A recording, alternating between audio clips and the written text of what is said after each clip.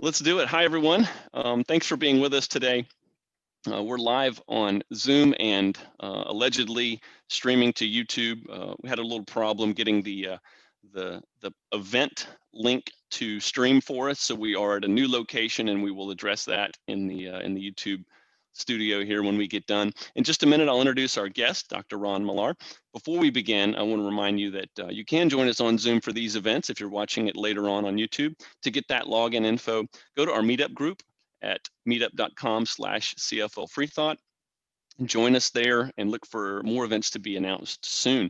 We're in the middle of the election season now, so we're trying to have some election appropriate topics, and I think we've scored today for sure. So this event is part of our bi-weekly educational programming that will continue to stream as YouTube events and have on Zoom. You can find all of our past speaker series events. I don't think we've announced that enough. And you can also follow us at YouTube, and that's at CFL Freethought. Across social media, you can find us at CFL Freethought. Also, we hope you'll join us for an upcoming social event. We have no less than one a week, and including Freethought cafes and secular women events. And again, you can find all of that in our meetup group at meetup.com/CFL Freethought. We're also on Facebook as well. We put news and events there, including many Zoom events from around the country. So hopefully you'll find those useful. Seems like it's been getting some good traction. So if you're with us in the Zoom meeting today, you're welcome to have your camera on if you like, but we do have your microphones muted so that you don't accidentally interrupt the presentation. Those of you that are Zoomers know that when you bump the microphone, the camera shifts to you, and we want to avoid that. So if you're in the Zoom meeting, you can find the chat option available at the bottom of your screen on your computer. Feel free to chat with one another there. If you're on a mobile device, just tap the screen and that should appear as an option along with some others. And chat is where we want you to ask your questions today. So put those there and we'll get to as many as we can. Pro tip to make sure it's recognized as a question. Sometimes the chat gets busy. Go ahead and put the word question in front of it and we'll be able to see it a little bit easier. But either way, we'll try to harvest those out and get to as many as we can. And with that, we'll get started. So Ron Millar is the Political and PAC Coordinator for the Center for Freethought Equality, which is the advocacy and political arm of the American Humanist Association. And when I say PAC, I mean Political Action Committee. A quick aside, I'm on the advisory board of the Center for Freethought Equality, so I've had occasion to work with and get to know Ron for several years now. So for the Center for Freethought Equality, Ron does the research on political candidates up and down the ballot, and he interviews political candidates and elected officials to see if they would be worthy of endorsement by the Freethought Equality Fund. So while the fund, and Ron will go into this a little bit more, the fund can be partisan in its activities. Certainly any candidate that is in alignment with the vision of the center is eligible for endorsement. Since the goal of the fund is to increase the number of open atheists, agnostics, and freethinkers in public office, and not necessarily to advance one party or another. Not all endorsed candidates are self-declared atheists or humanists, but it has been an amazing ride to see a real increase in the number of candidates out there who are agreeing to, professing, or admitting they are non-theists. So we'll hear more about that. Ron earned his PhD from Virginia Tech, go Hokies. And for over 30 years, Ron has been in Washington, D.C. working for nonprofit education and advocacy groups, including a stint as Associate Director for the Secular Coalition for America. So Ron, welcome to Central Florida and the CFFC. Okay. Hi, David. Thank you very much for having me. I really appreciate it. And I appreciate being able to talk to the members of the Central Florida Freethought community. You guys are doing great work. So. And it's been a pleasure to work with David as an advisor on our PAC, and he's contributed a great deal to what the PAC's been able to do in Florida. So we got several great elected officials there who identify with our community, and they're getting more involved all the time. So it's excellent. So again, I'm Ron Millar. I'm the Political and PAC Coordinator for the Center for Freethought Equality, which is the advocacy and political arm of the American Humanist Association. So what I'll be talking about is about the work of the Center for Freethought Equality, about how to engage atheists and humanists and our nonprofit groups in the electoral process. I'll give a 20-minute talk, and then we'll open up for questions and answers in the chat. So what does it mean to be the advocacy and political arm of the American Humanist Association? Well, as a nonprofit, AHA has some limitations in what it can do in the political and electoral arenas, which I'll be discussing in more detail later. To remove these limitations, the Center for Freethought Equality was formed in 2004. The Center for Freethought Equality is a different type of nonprofit. It's allowed to lobby elected officials as its primary mission. And you all had Rachel Deitch there recently who talked to you, and she is our excellent lobbyist up on Capitol Hill.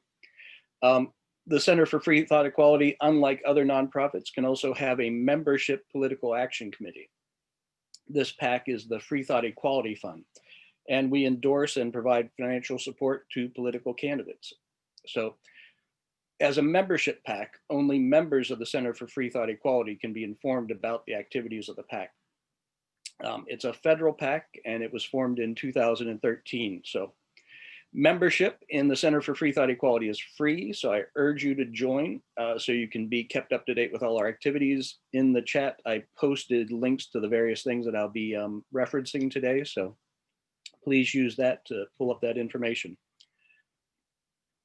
So this afternoon, these three organizations provide the tools necessary to help increase our community's political clout. So it's education with the American Humanist Association, advocacy with the Center for Freethought Equality, and elections with our PAC. So we do this work to diminish the bias against the atheist and humanist community, advance evidence-based public policy, preserve the secular nature of our government, and promote social justice. So this afternoon, I'll give you some information about the political advances made possible by the Center for Freethought Equality and what you can do as an individual and as a member of the non-theist nonprofit group in the electoral and political arenas. As I said earlier, there are limitations on what nonprofit organizations can do during elections, but those restrictions shouldn't prevent your group from taking allowable actions. So with certain restrictions, nonprofit organizations can and should be engaged in the political and electoral process.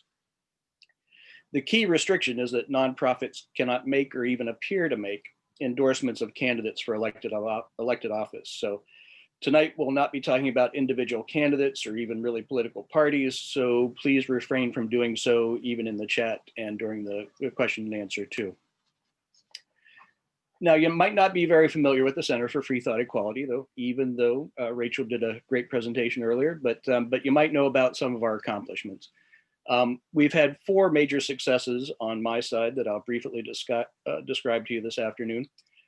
Because of our efforts, the taboo about atheists running for and holding elected office is now known to be defunct. Congressman Jared Huffman announced that he's a humanist and agnostic. The Congressional Freethought Caucus was created, and we've had a 900% increase in the number of state legislators who identify with our community since 2016. So first, let's talk about the atheist taboo.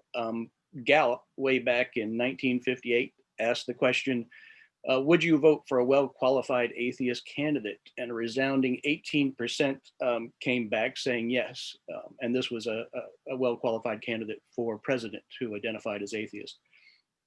And over the years, around 2000 or so, we hit the 50% mark who would do that. And I think the last time they did it a year or two ago was at 60%. So with that in hand, that gives you a little bit of idea that people are more accepting of atheist humanist candidates out there. However, even in 2017, I was talking to a candidate running for the state legislature in a very red West Texas district. And he told me he couldn't possibly be public about being an atheist because he lost 2/3 of his potential voters just by his party identification. And even more because he was pro-choice and LGBTQ friendly. And he said he couldn't afford to lose any more votes by being open about being an atheist. And my thought was, with all those qualifiers, who was really left for him to lose? So as a good atheist, I wanted data on the subject. So the Center for Freethought Equality purchased some space on an election day poll in 2018, and we had the survey company create questions to provide an answer.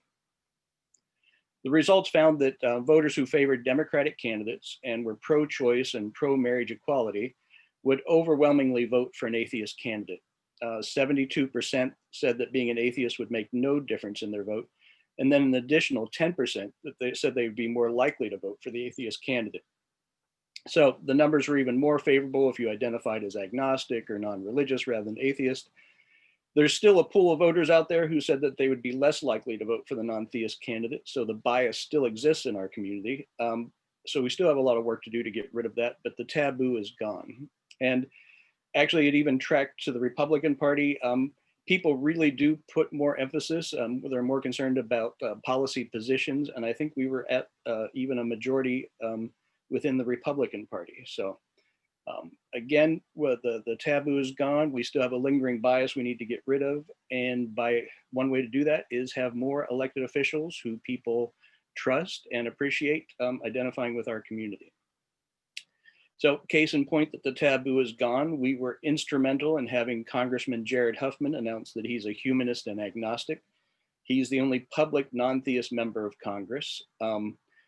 Prior to that, Pete Stark, also from California, in 2007 was the very first member of Congress to ever identify with our community. So Huffman is just the second in our entire history.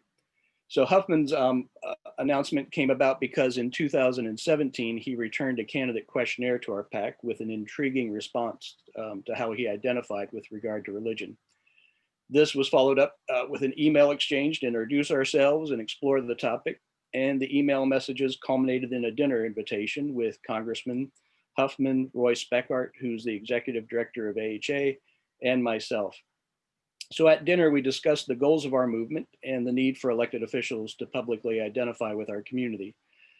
Huffman agreed to be public, and after his announcement, he received a great deal of positive feedback from his constituents and colleagues.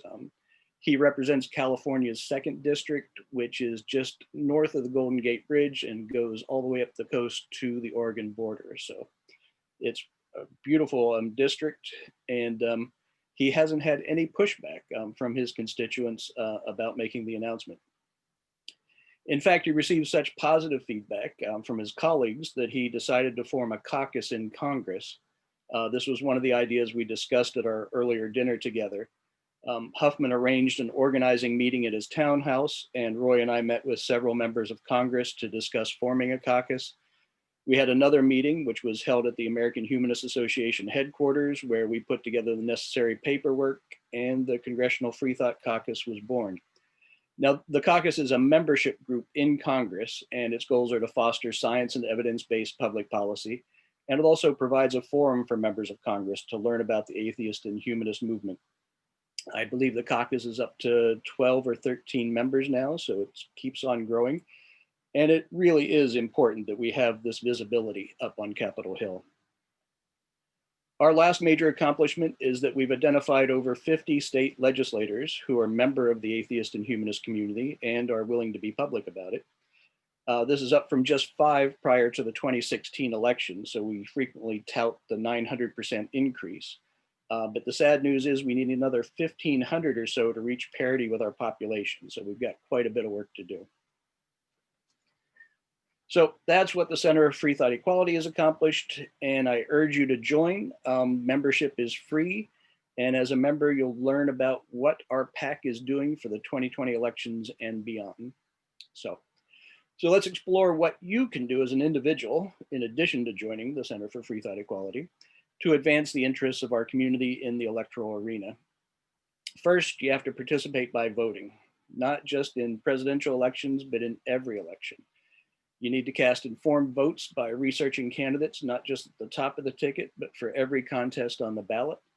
Now, there's lots of support out there to help you. The League of Women Voters have this great site, Vote 411. It's a good place to start your research. They also have a great feature where you plug in your address and they'll tell you what everything will appear on your ballot. And of course, it's the League of Women Voters. So for several of those candidates, they have their own little questionnaire that they put up, and it provides you some good background. Obviously, you can then go to various advocacy groups that you support and see who they endorse or review the voter guides they produce. Conversely, if you want, you can look at voter guides and endorsements from organizations that are diametrically opposed to your policy values, and you can make your decisions that way too. But do the research, find out what's on your ballot, find out who you want to support. Now, before you can vote, you have to be registered to vote, and make sure you're still registered to vote if you've happened to have moved or if you haven't voted recently. There's a group called Secular America Votes, formed by the Secular Coalition for America and now run by the Secular Student Alliance. And they have a website that provides links that can help you do both. And your timeline in Florida is running out because Monday, October 5th, is the deadline to register in Florida. So please make sure you're registered to vote. So once you're registered, you actually have to cast your vote. Just thinking about it doesn't work. You need to make a plan to vote, especially this year with the pandemic potentially limiting polling sites and voter suppression tactics, including the post office slowdown. A voting plan is more important than ever. The first step in making a plan is to know the rules of voting in your jurisdiction, and every state has different rules. NBC News has a good site called Plan Your Vote. It lists the rules in each state for voter registration, absentee voting, early voting, and more. And Florida is fairly complicated with the early voting. You have to actually go to your local county to figure out when early voting opens up. So please check that out. Once you know the rules for voting, you can determine what's the best way for you to make sure your vote is cast and counted. If you're concerned about going to the polls because of the pandemic and potential long lines, learn what the rules are about early voting and absentee voting. If you decide to vote absentee, then you really want to request that ballot now. Don't procrastinate. Once the ballot arrives, fill it out completely. If you're concerned about the post office delaying mail delivery, mail it in early, or see if your jurisdiction offers drop boxes and other delivery systems to make sure it gets in on time. So you want to make sure your ballot is returned in the necessary time and the necessary manner to be counted. If you want to vote in person at the polls, make sure you know where your polling place is and make a plan to schedule the time necessary to make sure you're able to cast your vote. You should really anticipate long lines so that you're not discouraged, and please stay committed to getting to the polling place and casting your vote. As long as you're in line before the polls close, they have to let you vote no matter how long it takes you to get inside to cast it. Now, sadly, that seems like a lot of work to simply cast your vote and get your vote counted. But when you think about it, voting is really just the most basic and last step in getting the electoral outcomes you want. To get the results you want, you also need to invest your time and money in the candidates you want to win. Think about how important it is that your candidates win, and then make a plan to invest your time and money accordingly. Create a budget for how much money you can donate and how many hours you can volunteer, then invest wisely in both. You can volunteer for individual candidates or for the political party of your choice. Volunteering is possible even during a pandemic. You can do no contact literature drops and get a nice walk-in too. From your home, you can do things like addressing postcards and phone banking. You can use your smartphone to connect with candidates' phone banking efforts, and also they do texting operations, and that allows you to connect with potential voters. With the phone banking, you can volunteer for candidates across the country. You just want to make sure you know what time zone you're calling so you don't anger any voters by calling too early or too late in the day. There's not many positives with the pandemic, but one is that people are generally at home and many are eager to talk to somebody new. So you can be that somebody new by phone banking for the candidates you want to win. I also encourage you to attend online and, when safe, in-person campaign events. Wear t-shirts, buttons, pins, and other swag that identify you with the atheist and humanist community. It's a great way to increase our visibility. And if you invite friends to go as a group, it's even more effective. They'll think we're a movement, and someday we've got to become a movement. So let's put this into operation. When possible, in a public forum, ask questions of the candidate that are important to our community and identify yourself as an atheist, humanist, freethinker, agnostic, or whatever identifier you use. Also, use the candidate research that you've done to make sure your like-minded friends and relatives are registered and have a plan to vote and are informed about the candidates. If they need help in voting, make sure you get them the resources they need. Use your personal contacts and social media to make these important connections to turn out more voters for the candidates you prefer. So to sum up, as an individual, make a plan to vote, inform and motivate your personal network, create a budget of your time and money to invest in candidates, and implement these plans so that your vote is counted and your candidates get the support they need to win. So let's move on to talk about nonprofit groups and what they can do. The best resource for what nonprofit groups can do is called Boulder Advocacy, BOLDER, not the city in Colorado. And this is a project of the Alliance for Justice, which is a great group. They provide really detailed information about what nonprofits can and cannot do. And they also have this great Ask an Expert process where you can call a legal expert or email them, because there's a lot of gray areas in election law. And the great news is all of this is free information. So Boulder Advocacy is a really excellent resource. So your group, since we don't teach civics in school anymore, your organization can be the civics educator for your community.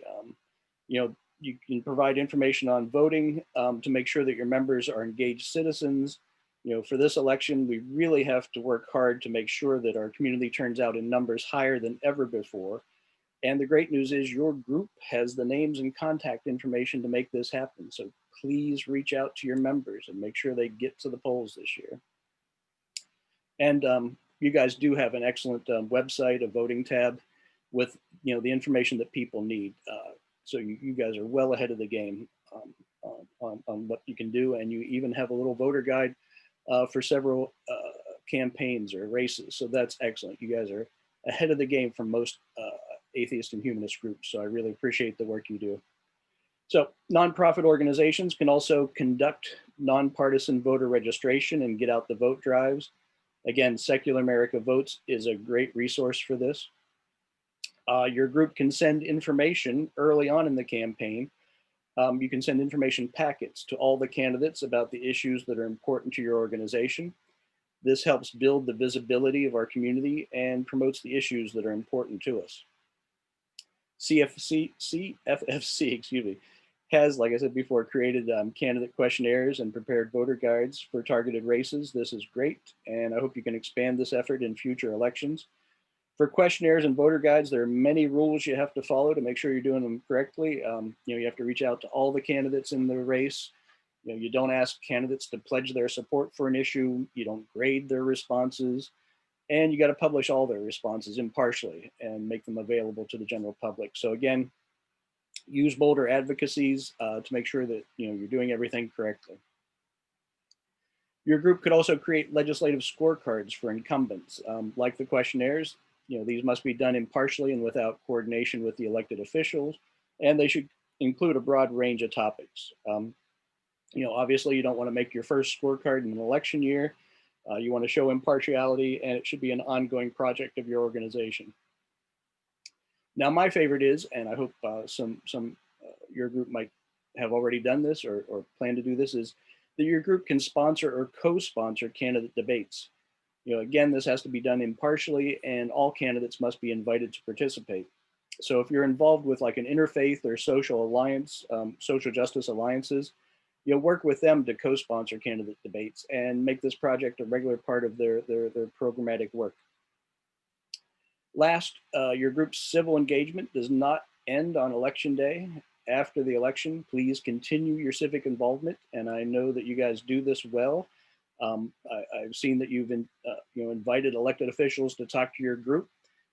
Again, this increases our community's visibility and promotes the issues important to us. So, ask former candidates also to talk to your members about their campaigns. This will build relationships and perhaps encourage some of your members to run for office. Our PAC has information on endorsed candidates going back to 2014, and the Center for Freethought Equality has over 70 elected officials who identify with our community, who want and need to be better connected with the atheist community. So we have this growing pool of elected officials and former candidates who would very much like to speak to your group. So again, the whole point of this is to show that we are a constituency and increase our visibility and make elected officials realize that they need to cater to us, or at least identify us as an important constituency. So I really do appreciate your participating in this meeting. As members of our community become more politically engaged and organized, we will empower our movement and increase our political clout. Our active political engagement will help promote evidence-based public policy to effectively address the issues that confront us, like climate change and the pandemic.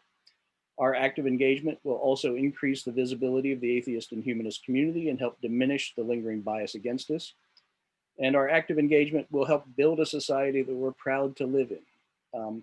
But we all need to be involved. We got to get all of the atheist and humanist community engaged to do this. So if that's not enough of a reason to become more politically engaged, just consider that your active participation in the political process will help counter the white Christian nationalists that have far too much political power in our culture. And it'll help bring their bigoted, anti-science, racist, misogynistic, xenophobic, and homophobic crusade to an end. And this is personally what gets me into work every day. This is my motivator, so I hope that motivates some of you folks too. So with that, I'll urge you again to become a member of the Center for Freethought Equality. Membership is still free after this 15-minute presentation. And I'm pleased to answer any questions you might have. That's great, Ron. You answered about 5 of the 6 that I had here, so great job. I know we've got at least one in the chat, and I've been putting some thoughts and questions together, and you hit the great points that that I wanted you to make, and I'll certainly welcome folks to go ahead and put more into the chat, and I'll remind you, Ron, to drop those links in again. Unfortunately, Zoom hasn't reached the point in its lifespan which you can copy and paste easily, and I don't know if that's a protection, but even the hosts can't do that. So please post those again, and I'll let you do that while I do some quick reminders for our folks here. You're all muted so that you don't interrupt the event, but we would love for you to share your video if you'd like to do that. So if you're joining us late, please feel free to share your video. We'd love to see how you are doing and see what the inside of your house looks like. So, or your car if you're not driving. We received our ballots in the mail yesterday, so we're excited here.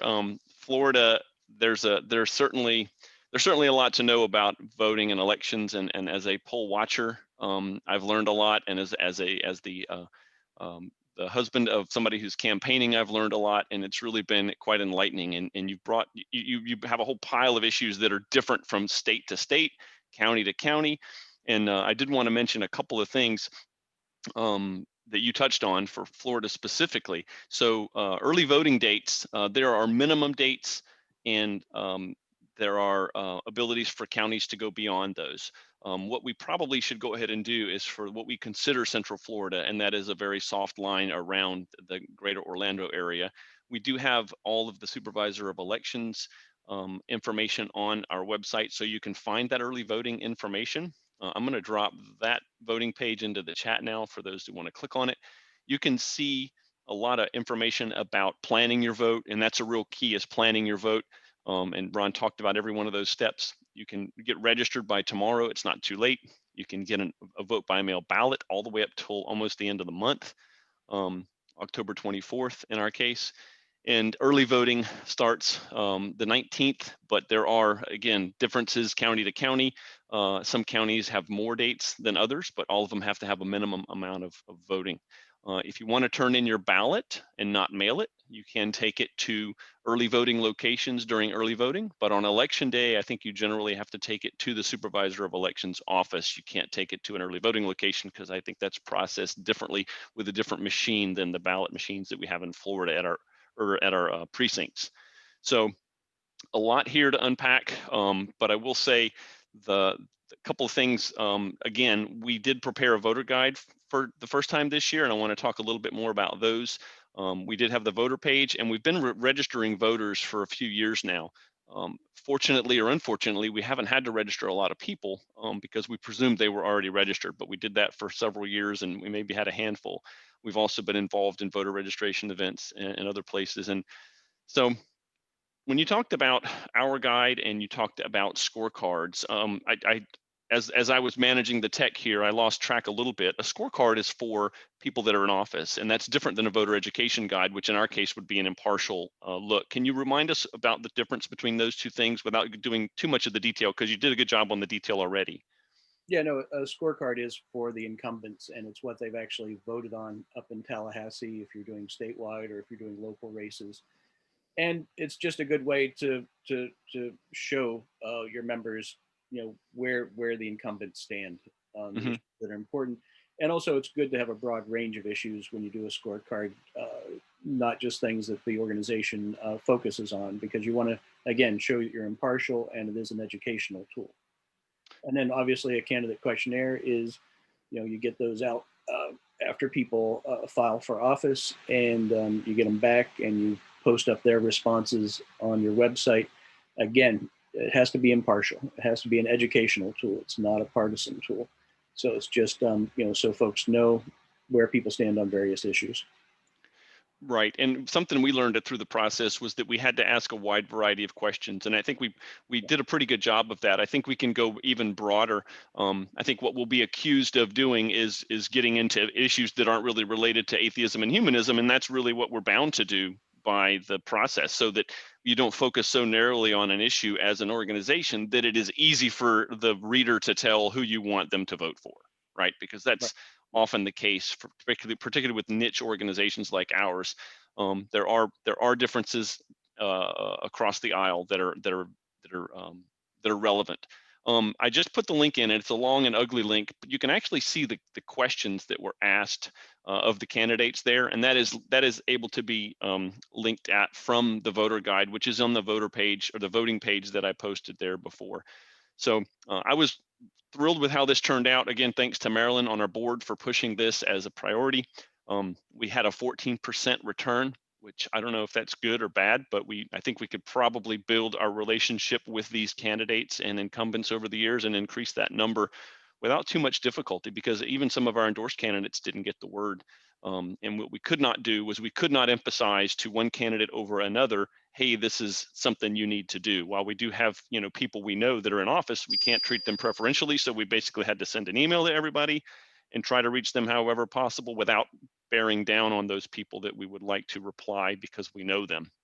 So you'll see some familiar names in there that may be endorsed by the Freethought Equality Fund, who are declared non-theists who maybe didn't respond. And that's just why, because we can't treat them differently. So I really liked how you talked about it. And I don't know if I've got a question here, but maybe we can talk more about the stepwise approach to solving all the problems that our apathy and voter disenfranchisement has caused over the years, right? Can you just kind of remind us of the steps all the way from, campaigning, running for office, all the way through, getting to know the candidates or getting to know the legislators and lobbying them? Right. I mean, you really have to make an investment to get to know who's running, and do the research necessary. And that's, if you put up Ballotpedia is a great resource too. Project Vote Smart also provides some great information. So the resources are out there, and as much as possible, as your nonprofit group, put those resources out for your members to be able to search through. But you know, oftentimes we think, the presidential elections are the key, and obviously they're insanely important this year, like more than perhaps any other recently. But also don't forget about the local races, because for your day-to-day activities, it's your local folks who have more influence over what happens to you. And so it's your state, local, get to know who represents you, where they stand, and and those who are running against them, to see where you want to place your support. But part of it is, even in the last presidential election, I think we hit 60% of eligible voters voted, and it's just so discouraging, because it does seem like there's an intent to keep people out of the process, and we, as engaged citizens, have to counter that. Our groups need to counter it with the civic education. Put that peer pressure together with your group to get people engaged, make them realize that this is important, and it is an appropriate use of your time and energy, to be engaged. And the white Christian nationalists have invested tremendously, and they're 25% of the population when you think about the hardcore white Christian nationalists. And we as a community are almost there at that percentage of the population. And so we can counter these folks if we organize, get motivated. Uh, you know, we're not going to counter them as being as fanatical as they are, but we have to introduce the same amount of passion to create the society, create the government that we're proud to live in. And that obviously is not the case right now. And we have it within our power as a community to do that if we are better organized and better informed. And so we're just starting that process. But we've got to engage it quickly because some of the key elements like really addressing climate change, there's a deadline there, and until we counter these folks, the clock might run out. So we've got to get engaged now.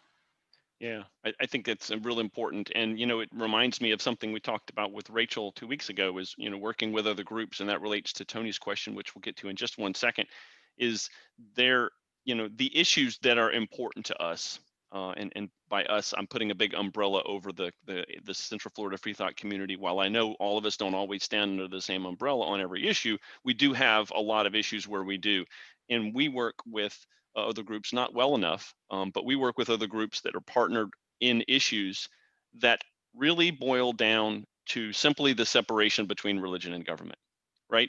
So the issues of equality, the issues of women's rights, the issues of healthcare, all of the issues that are important to us as freethinkers, as humanists of whatever stripe of freethinker you are, these issues that other groups, which many of us are already working on, right? I know many of us are members of all these other organizations, but we step outside of atheism and humanism when we do that. And what I don't think unites us is a church, right? Like if you were to take all of the people that you're kind of trying to gather right now, Ron, and put them into a group, and then those foes on these issues that you mentioned, white, straight, male, generally Christian nationalists, they are rallying together under their banner of religion or their brand of God.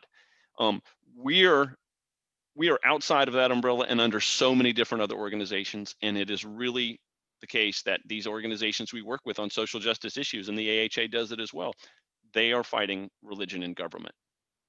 Oh, exactly. I mean, I think in the past you would look at the atheist and humanist community and it would be just church-state separation issues. But it's so much bigger than that when you think about where the white Christian nationalists are pushing their policy agenda. It does include, reproductive rights, LGBTQ equality, various social justice issues. And so we, and a lot of our community are actively involved in those various issue organizations, advocacy organizations. So it's, we can create this broad coalition of progressives to take on their crazy crusade to take America back to perhaps the 1850s, not the 1950s, and push back against that. And and that is happening. That's the Rachel probably talked a little bit about just the large number of issue advocacy groups that she is involved with. Mm-hmm. And so again, those type of things build our visibility. They let people who are in those advocacy groups know that there is this larger atheist, humanist, free thought community out there that they can become involved with in addition to what they're doing now. So I think, we are on the edge of, creating a movement. And I'm looking forward to it. This election is driving some of that and just the opposition that we're dealing with. Yeah. So something that I want to remind folks of is when you're out there working in these other organizations or even in campaigns, I know many of you are, talk about humanism, talk about what you do. You don't have to preach or ask them to go to the next CFFC event with you, but bring up the reasons that you're motivated to do the things you're doing.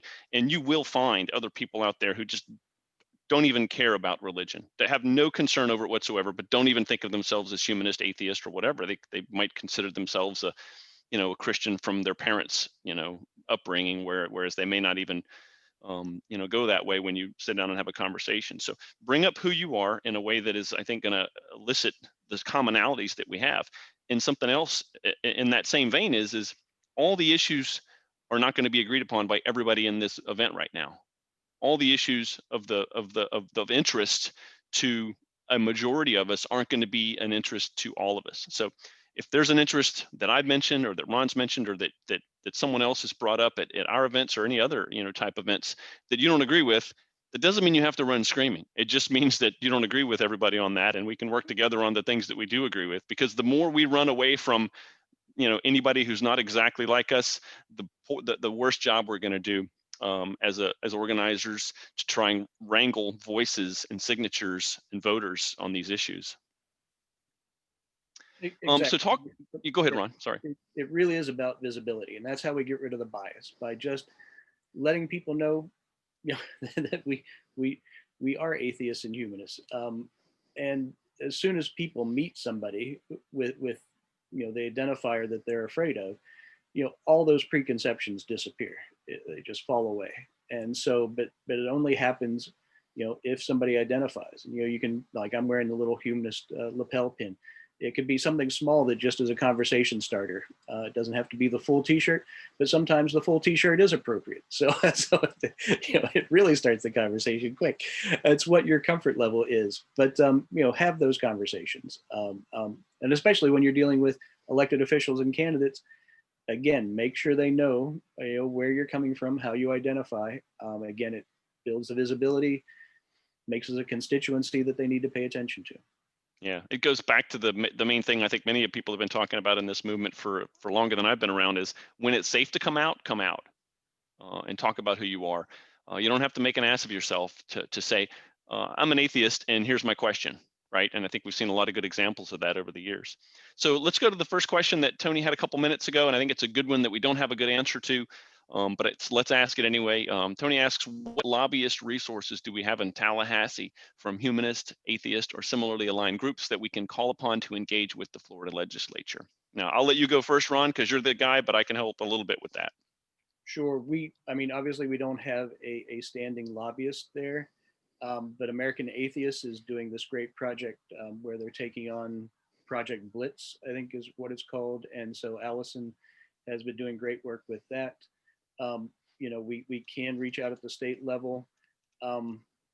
There is a project that was just started earlier this summer within one of the major political parties to organize folks there, and that would be helpful in lobbying and making us known in Tallahassee and elsewhere.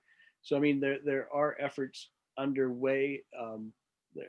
They're not as robust as we want them to be, but they've got to get started first, and then we can add the enthusiasm and numbers into it. Definitely. And a couple of the lobbyists, I think it's two, maybe it's one, but a couple of the people that are advocacy folks in Florida are now elected officials endorsed by the Freethought Equality Fund.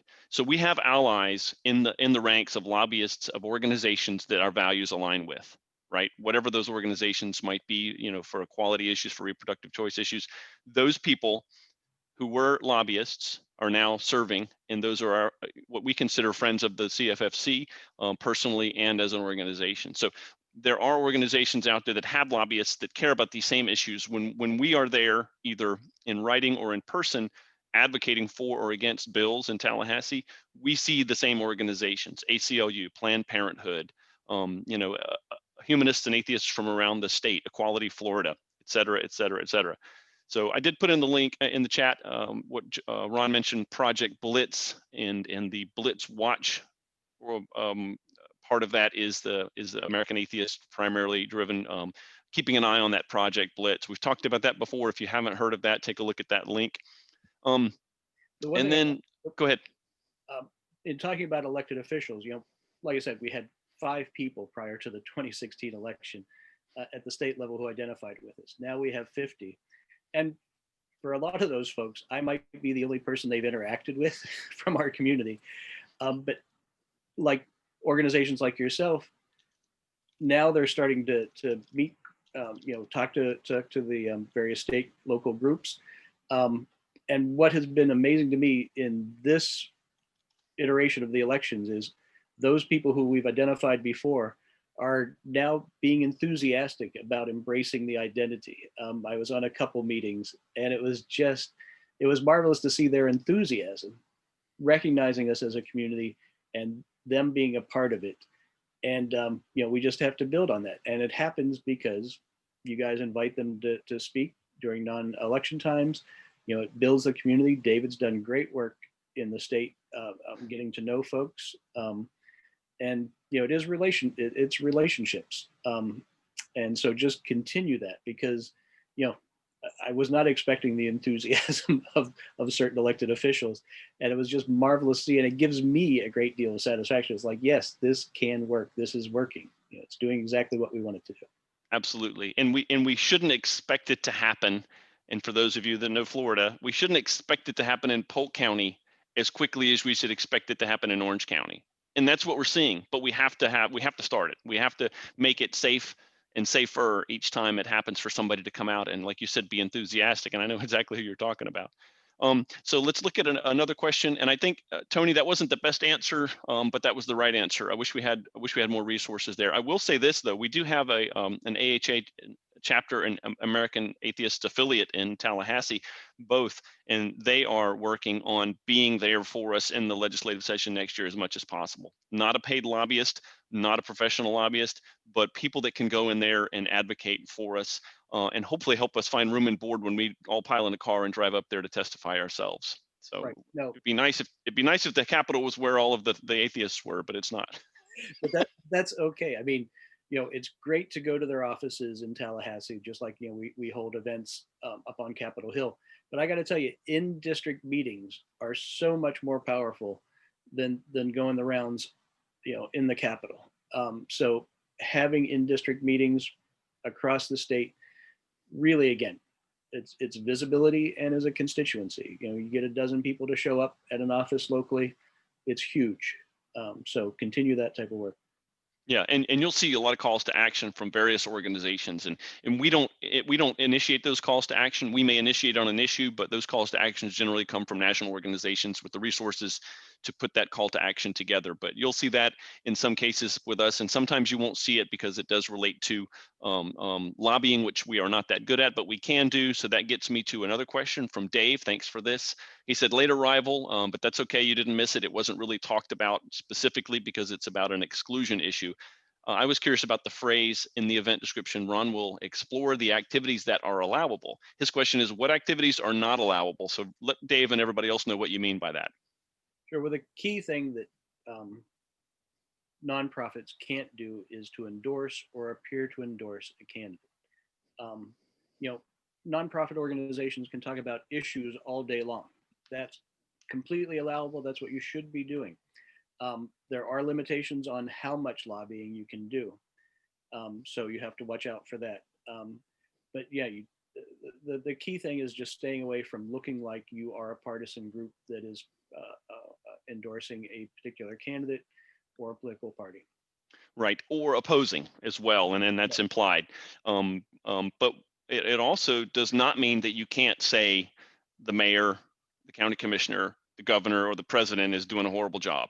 It does not say you can't do that because they are in office. Now, there is a gray line, Ron. Tell me about how this candidate Trump right now versus President Trump is in play, well, or maybe out of play.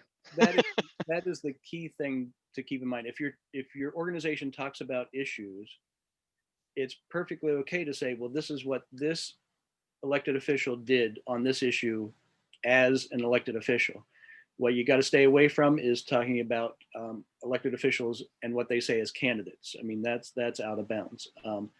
But if you're talking about issues and a particular issue is important to your group that you've been working on for a long time, there's nothing preventing you to talk about what an elected official does with regard to that issue. Now, what you can't do is, if you haven't been talking about that issue, you can't bring it up, 30 days before the election and say what a horrible job they've done. But if you've been talking about it, it's part of your process, then it's allowable. Yeah, it's about demonstrating your innocence under an investigation, which probably will never happen. But we want to do this right because we complain when the other side doesn't. You know what I mean? Exactly.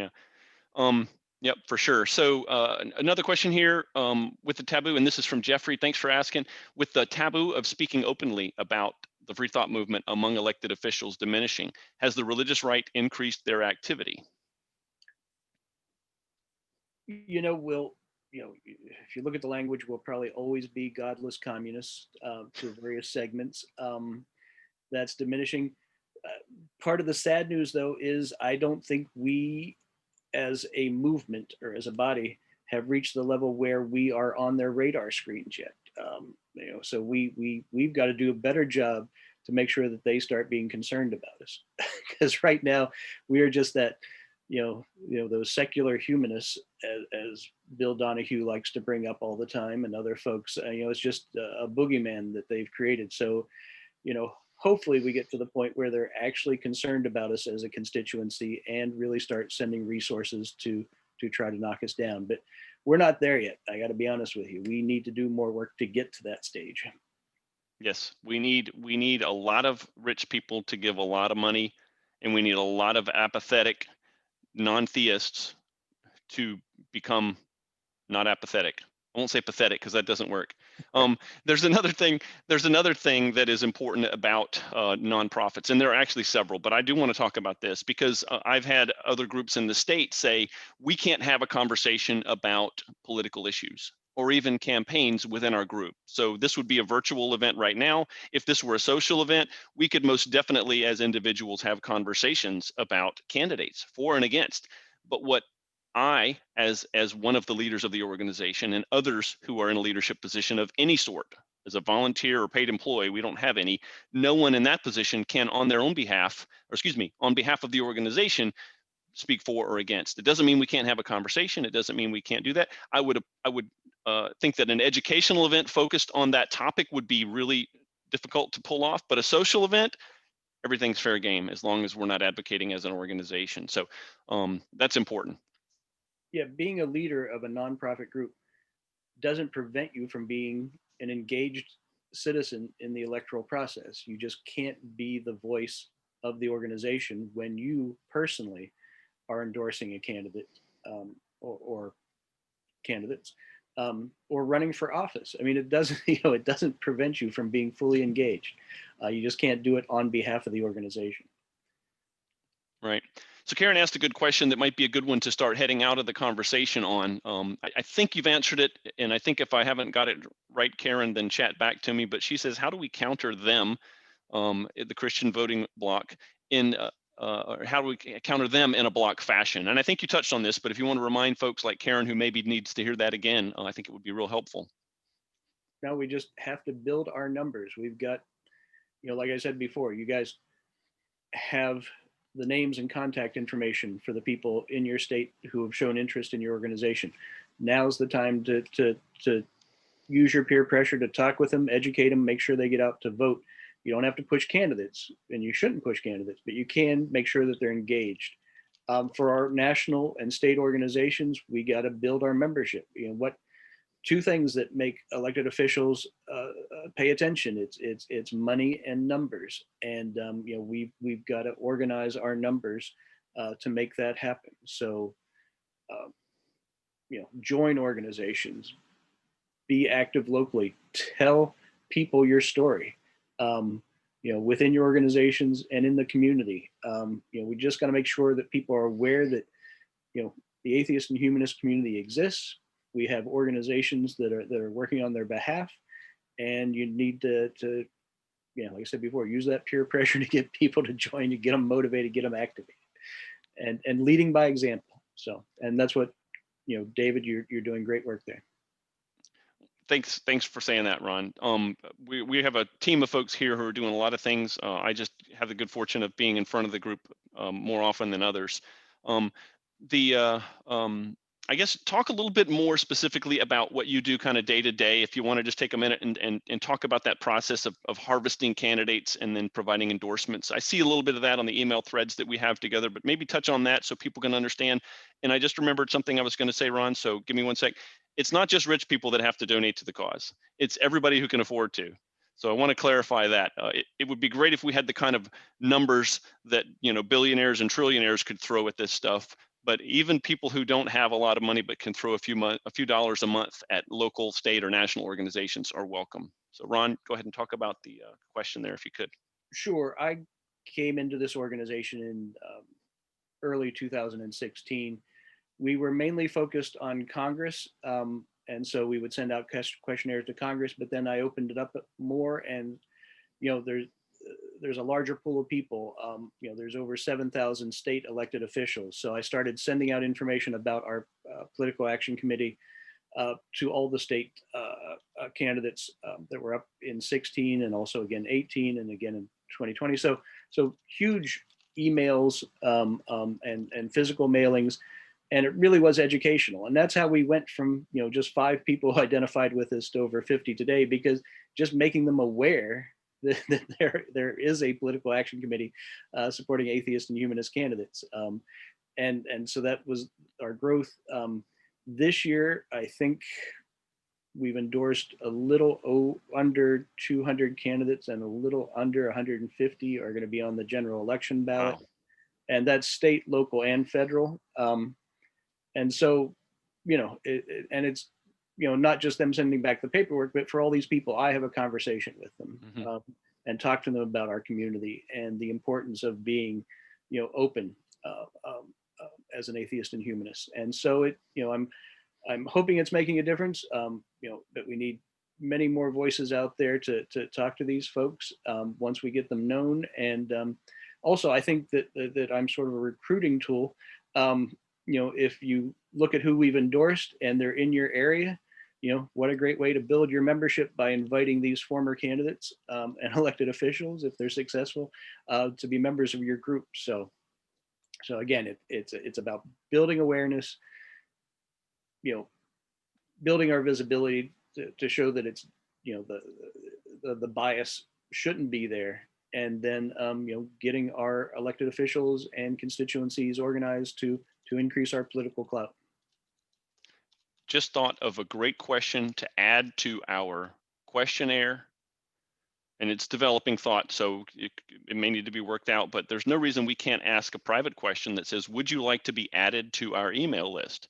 Or would you like to be contacted about our values, or anything like that, that is outside of the candidate questionnaire? And that lets the 70 people or so that we emailed, last month, or reached out to last month, know that they have a private line to us if necessary. Not so that we can endorse them. There's no reason we can't talk to them. We just can't publicly endorse or oppose them if they agree with us or not. Right. And building relationships. And I hope Rachel talked about this, because she's been working with anti-blasphemy efforts internationally, and she's part of this coalition that is mainly composed of the people we're generally working in opposition to with regard to reproductive rights, church-state separation, LGBTQ equality. But the great thing is she's built relationships within this body, so that there was a time, it was just maybe a month and a half, maybe 2 months ago, where somebody stood up and started railing against atheists, and Rachel was girding herself to reply. But she didn't have to, because another member of the group, a right-wing Christian, stood up and said, no, that is totally inappropriate. We are working with, the atheist and humanist community. And, he referenced Rachel. And again, if we're changing those minds, think about how we can change the minds of people who aren't part of the Christian nationalist movement. Absolutely. Absolutely. Right. I like to say this, and I stumble over it because it's not well developed. Right. And I'm in that privileged position of being a straight white guy. But if it weren't for some men, not all men, but some men, women wouldn't have had the right to vote. If it wasn't for some white people, blacks would not have the rights that they have today. And that goes on and on and on. You have to have advocates from within the group that's oppressing you. And the way to do that is develop relationships, not just yell and scream. So you want to talk briefly, send folks to sign up, anything before we go, Ron, to make sure there's an action plan for them?